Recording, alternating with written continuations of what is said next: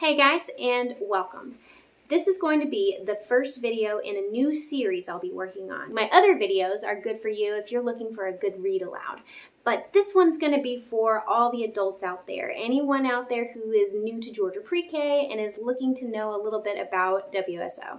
In today's video, since it's just the introduction, I'm just going to be talking a little bit about the components of WSO as well as how you're going to be using it in the classroom when you're teaching in Georgia Pre-K. Before we get started, let me tell you a little bit about myself.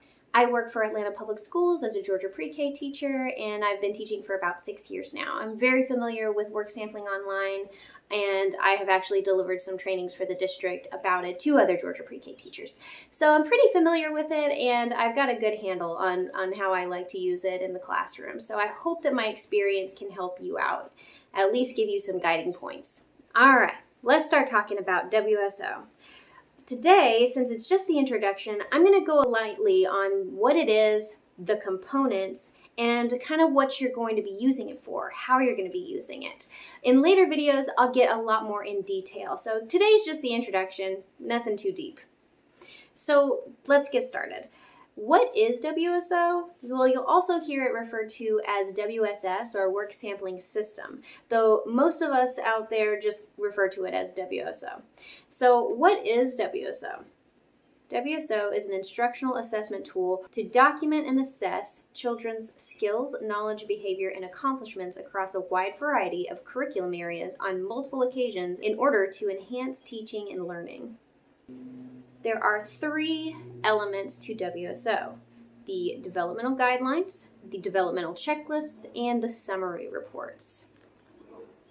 Let's start with talking about the developmental guidelines. I have with me my well-loved and well-worn copy of the P4 developmental guidelines. So a lot of us just call it the P4 indicators. You'll see why we do that in a little bit.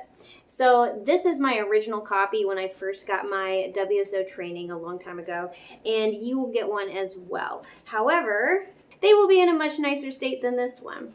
Now, I have read and reread these many times. I refer to this guidebook all the time, and I highly recommend you do the same thing when you get your copy. So what are the developmental guidelines? To put it very simply, these are the indicators in which we assess the kids. They align with the GELDs, which if you don't know about that, we need to talk about that too. Every one of the GELDs aligns with one of the indicators here. Now, there are way more GELDs than there are indicators, about 73 indicators, if I remember that correctly. And we will be documenting at least one piece of evidence for each child in your class at least one time in each semester. So again, we'll be talking about the details in later videos, so this is just an introduction. As you can see on this side, we have several domains where the children will be assessed: personal and social development, language and literacy, mathematical thinking, scientific thinking, social studies, the arts, and physical development. You may also notice under language and literacy that there is a section for English language learners. So if you ever have any of those in your classes, you want to pay close attention to those indicators as well. If they are not English language learners, then you don't have to worry about anything. Let's take a closer look at some of these developmental guidelines and domains.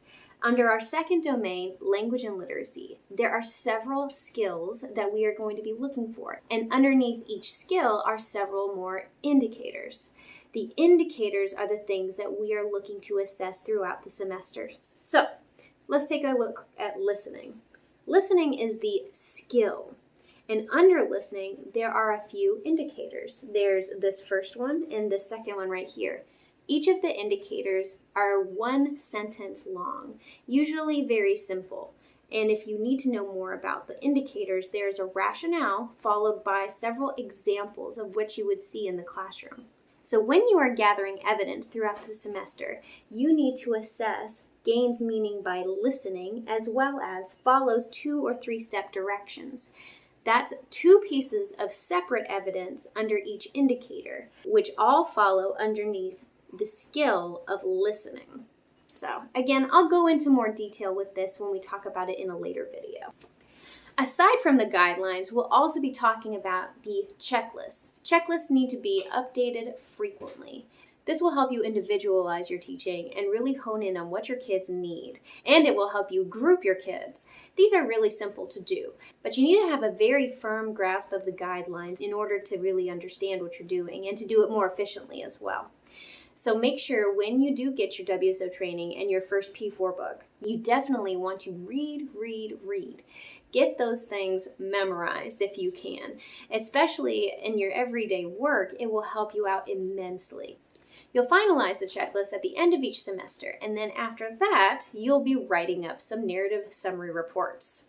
Your narrative summary reports are basically what they sound like, a summary of each kid's skills in each of the domains. You have a 2,000 character maximum to type up each summary.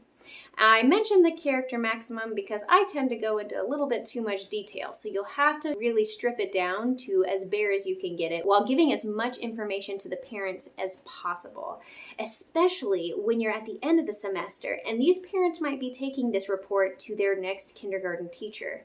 The more specific details you can put in that report, the better. All right, that concludes our introduction to WSO. I hope you join me next time when we talk more in detail about the components, specifically the developmental guidelines. So if you want to know something in particular, please leave a comment and I'll make sure we cover that in the future. That's all for now. Thanks so much for joining me. See you next time.